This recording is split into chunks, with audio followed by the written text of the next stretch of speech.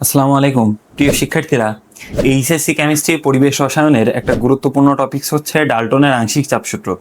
এখান থেকে প্রত্যেক বছরই একটা করে সিকিউ দেখা যায়। তো ডাল্টনের আংশিক চাপসূত্র থেকে সিকিউ করার আগে আমরা বেসিক থেকে একটু আলোচনা দেখে আসবো। দেখো, ডাল্টনের আংশিক চাপসূত্র কি বলতেছে যে স্থির তাপমাত্রায় পরস্পর বিক্রিয়াহীন একাধিক গ্যাস অণু সমন্বয়ে গঠিত কোনো গ্যাস মিশ্রণের মোট চাপ হবে ওই গ্যাস মিশ্রণে উপস্থিত গ্যাস অণুগুলোর আংশিক চাপের যোগফলের সমান। আমি যদি বিবৃতিটা একটু লিখি, স্থির তাপমাত্রায় পরস্পর বিক্রিয়াহীন একাধিক গ্যাস অণু সমন্বয়, এখানে একটা কথা আছে বিক্রিয়াহীন। আমি যেই গ্যাসগুলো নেব, 2টা গ্যাস 3টা গ্যাস যেগুলাই নিই, এগুলো বিক্রিয়াহীন হতে হবে, পরস্পরের সাথে বিক্রিয়া করবে না। একাধিক গ্যাস অণু সমন্বয়ে গঠিত কোনো গ্যাস মিশ্রণের মোট চাপ যদি আমি পি ধরি, এই পিটা হবে গ্যাস মিশ্রণে উপস্থিত গ্যাস অণুগুলোর আংশিক চাপের যোগফলের সমান। এখন তুমি যদি বলো আংশিক চাপ কি, আংশিক চাপ হচ্ছে কোনো গ্যাস পাত্রে গ্যাস অণুগুলো আলাদা আলাদা, প্রত্যেকটা গ্যাস অণু আলাদা আলাদা পাত্রের গায়ে যে চাপ প্রদান করবে সেটা হচ্ছে ওই গ্যাস অণুগুলোর আংশিক চাপ, আলাদা আলাদা গ্যাস অণু। অর্থাৎ গ্যাস আংশিক চাপের সূত্র তুমি এই আংশিক চাপের সঙ্গে তুমি এটা বলতে পারো যে স্থির তাপমাত্রায় পরস্পর বিক্রিয়াহীন কোনো গ্যাস মিশ্রণে প্রতিটি গ্যাস অণু আলাদা আলাদাভাবে যে চাপ প্রদান করে তাকে ওই গ্যাস মিশ্রণের গ্যাস অণুগুলোর আংশিক চাপ বলে। মনে করো যে তোমার এখানে একটা পাত্র আছে, গ্যাস পাত্র, ভি আয়তনের গ্যাস পাত্র আছে, টোটাল আয়তনটা হচ্ছে ভি। এখানে মনে করো যে A gas, B gas, C gas, 3টা গ্যাস অণু আছে এবং এই গ্যাস অণু, এ গ্যাসের ক্ষেত্রে আমাদের আংশিক চাপ যদি পি এ হয়, বি গ্যাসের ক্ষেত্রে আংশিক চাপ ধরলাম পিবি এবং সি গ্যাসের ক্ষেত্রে আংশিক চাপ ধরলাম পিসি। এ গ্যাসের গ্যাসটা কতটুকু পরিমাণ আছে মনে করলাম যে এন এ পরিমাণ, এন এ মোল আছে। সি গ্যাসটা আছে মনে করলাম এন সি মোল এবং বি গ্যাসটা আছে মনে করলাম এন সি মোল।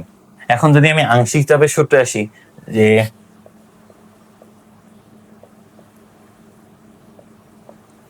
আমরা জানি যে পিভি ইকুয়াল টু এনআরটি, এটার আদর্শ গ্যাস সমীকরণ বলা হয়। পিভি ইকুয়াল টু এনআরটি থেকে পিটারে রেখে দিলাম, ভিটারে ওই পাশে পাঠালে এন বাই ভি আর টি হয়। এটার 1 নম্বর সমীকরণ দিলাম। এখন দেখো, এ গ্যাসের আংশিক চাপ,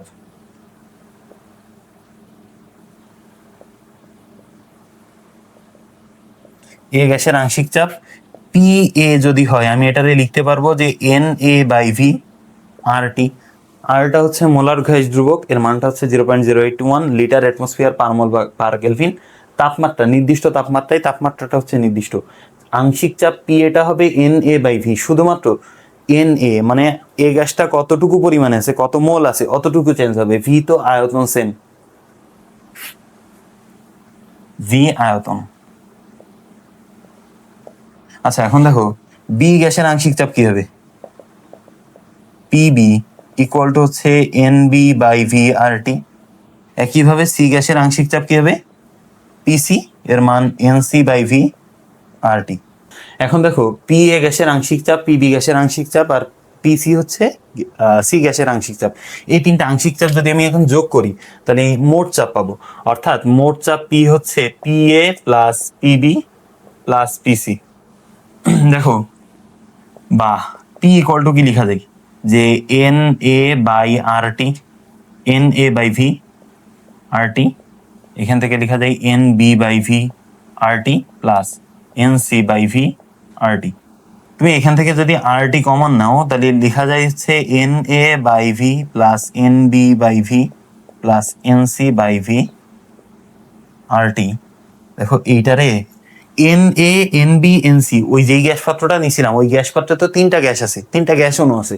তাহলে 3টা গ্যাস অণুর ক্ষেত্রে এই টোটালটারে আমি এখন এন বাই ভি দ্বারা রিপ্লেস করতে পারি, অর্থাৎ আর টি। এই জিনিসটা কি ছিল, এই গ্যাসের চাপ, মোট চাপ। মোট চাপ পি হচ্ছে গ্যাস অণুগুলোর আংশিক চাপের যোগফলের সমান। আশা করি ক্লিয়ার।